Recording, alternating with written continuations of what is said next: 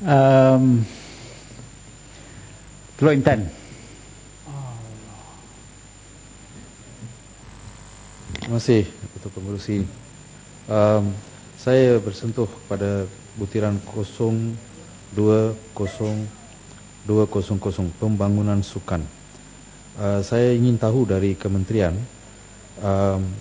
apakah langkah-langkah atau cara-cara yang kementerian akan mengadakan untuk pembangunan sukan, khususnya di sukan-sukan di mana pada satu masa Malaysia telah menjadi juara serantau seperti bola sepak,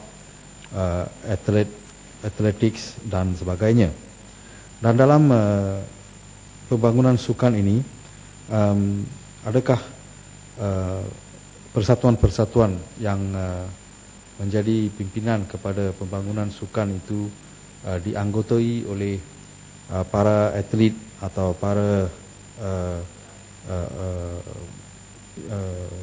atlet yang memang berlatar belakang sukan tanpa apa-apa penglibatan ahli-ahli politik. Sebab saya rasa pembangunan sukan ini dihalang oleh sebab pemimpinan persatuan-persatuan sukan ini dipimpin oleh ahli-ahli politik yang tidak begitu fasih dalam ciri-ciri persukanan yang mereka terlibat itu.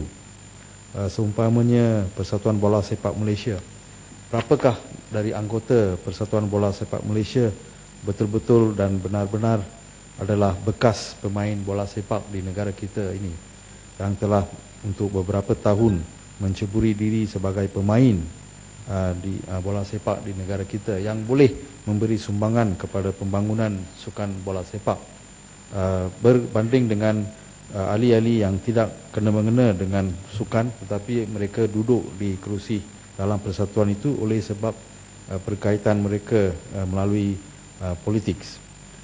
Saya terus pergi kepada 050400, iaitu Majlis Sukan Negara. Saya ingin tahu berapakah anggota Majlis Sukan Negara ini dan berapakah dari anggota-anggota ini terdiri pada orang-orang yang ada pengalaman dalam sukan sebagai pemain ataupun pegawai daripada kementerian ataupun persatuan-persatuan sukan.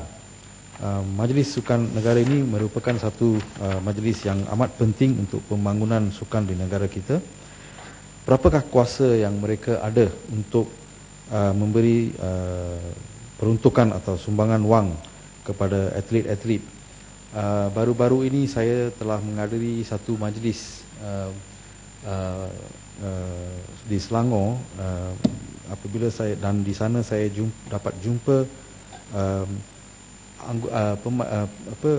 anggota-anggota ataupun atlet dari arena sukan karate do yang pernah mewakili negara kita sampai ke tahap Asian Games, dan ada di antara mereka telah menang dan menerima pingat gangsa dan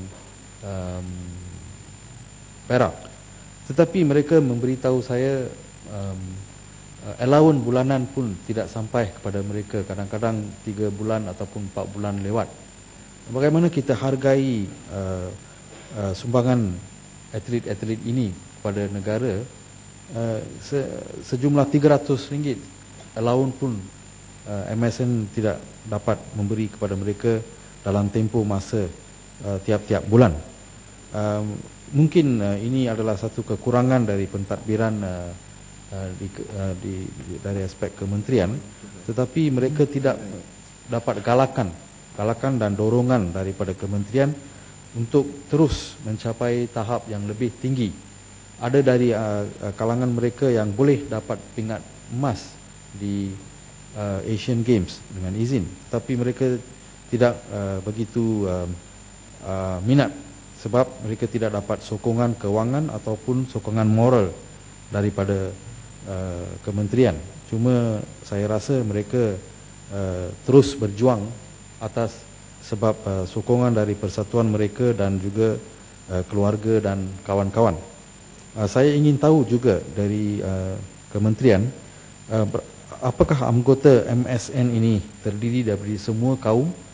Apa yang saya perhatikan pada satu masa, Malaysia telah ada ramai atlet dan ahli sukan dari kaum masyarakat India yang telah menjadi cemerlang dalam bidang mereka seperti karate do, taekwondo dan seumpamanya bola sepak termasuk, dan athletics.